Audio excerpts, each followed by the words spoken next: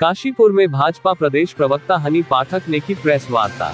Kashipur Bharatiya Janata party के चुनाव कार्यालय पर भाजपा प्रदेश प्रवक्ता हनी पाठक का भाजपा कार्यकर्ताओं द्वारा फूलमाला एवं भगवान श्री राम प्रतीक चिन्ह देकर भाजपा प्रवक्ता हनी पाठक का स्वागत एवं सम्मान किया गया।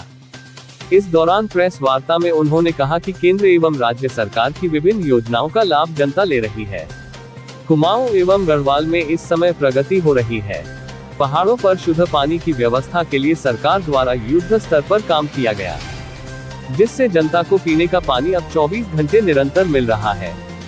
उन्होंने कहा कि आज भाजपा शासन में विकास चरम सीमा पर है, जहां देहरादून से दिल्ली तक 2.5 घंटे की दूरी के लिए सड़कों का निर्माण किया गया तथा विभिन्न एक्सप्रेसवे बनाए गए हैं।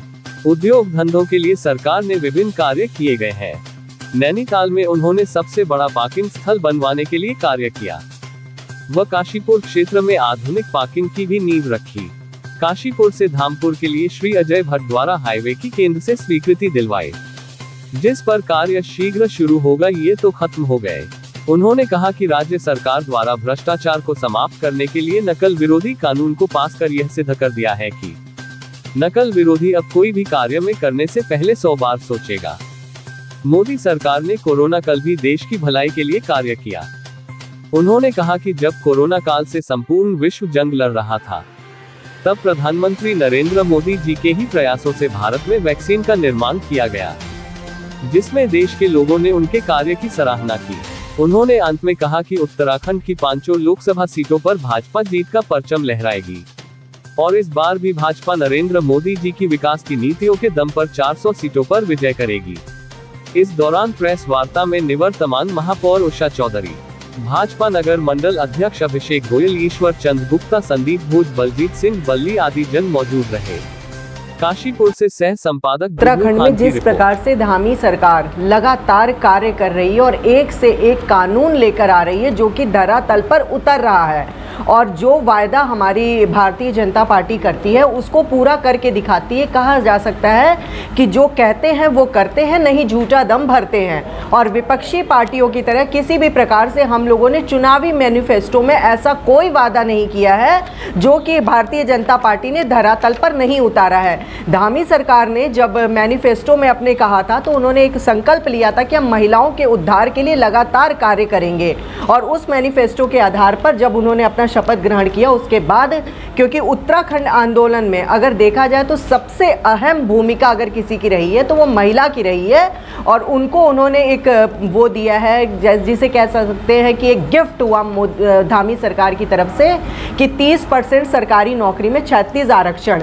उसी प्रकार से केंद्र सरकार ने भी महिलाओं को ध्यान में रखते हुए मातृ शक्ति वंदन बिल लागू किया।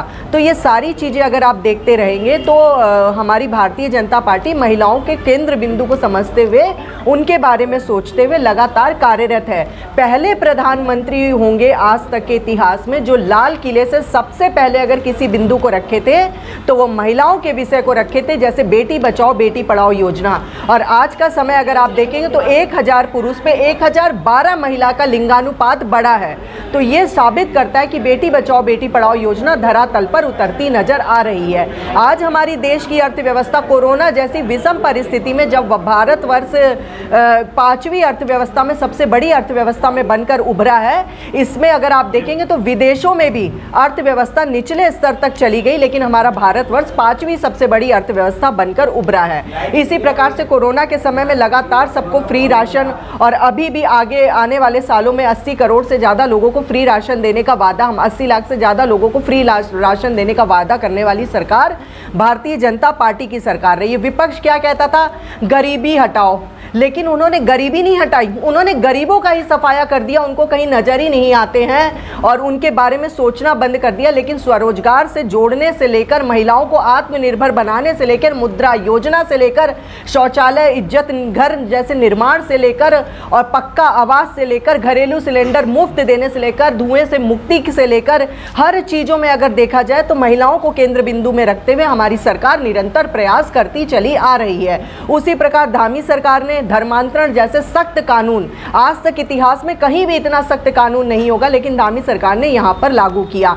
नकल विरोधी जैसा कानून, अब नकल करने से पहले परीक्षार्थी ये सोचेंगे कि नकल करने का परिणाम क्या होगा, और ये दंगा विरोधी एक्ट भी लाया है। इसी प्रकार से लगातार लखपति दीदी योजना और हाउस ऑफ वैली योजना, और जिस प्रकार से आप देखेंगे तो हमारे गढ़वाल क्षेत्र के जितने मंदिर वगैरह हैं उनका तो विकास हो ही रहा है, लेकिन कुमाऊं क्षेत्र में रहने बसे हुए जितने मंदिर हैं उनके विकास को लेकर मानस खंड माला मिशन परियोजना जो चलाई जा रही है, उससे भी उस तरफ के क्षेत्र के लोगों का जो विकास होगा वो वाकई काबिले तारीफ होगा, क्योंकि लगातार ये उत्तराखंड को पर्यटक स्थल के रूप में जाना जाता है, और पर्यटक स्थल होने के कारण यहाँ पर जब मानस खंड माला मिशन के तहत कार्य और अच्छे से शुरू होगा, धरातल पर पूरी तरह नजर आएगा, तो यहाँ के लोगों को रोजगार की प्राप्ति होगी। नई शिक्षा नीति में बदलाव, CAA लागू करना और 370 जैसी धारा, जिसको कहा जा रहा था किसी की हिम्मत नहीं है कि 370 धारा को खत्म कर दे, लेकिन हमारे भारतीय जनता पार्टी ने वो करके दिखाया। उसी प्रकार से 3 तलाक जैसी कुप्रथा को खत्म किया। UCC जो यहाँ पर लागू हुआ, वो UCC आज तक इतिहास में कहीं भी लागू नहीं हुआ, लेकिन उत्तराखंड यूनिफॉर्म सिविल कोड जो हमारे उत्तराखंड में लागू हुआ, उसमें भी महिलाओं पर विशेष ध्यान रखा गया है, और विशेषकर मुस्लिम महिलाओं को, जो कि अब जो वंचित रह जाती थी औलाद से, उनको गोद लेने के अधिकार की प्रक्रिया को पूरी तरह से सरल बनाया है। इसी तरीके से आप देखेंगे तो अनेकों बिंदु हैं जो कि भारतीय जनता पार्टी सरकार ने लगातार धरातल पर उतारा है।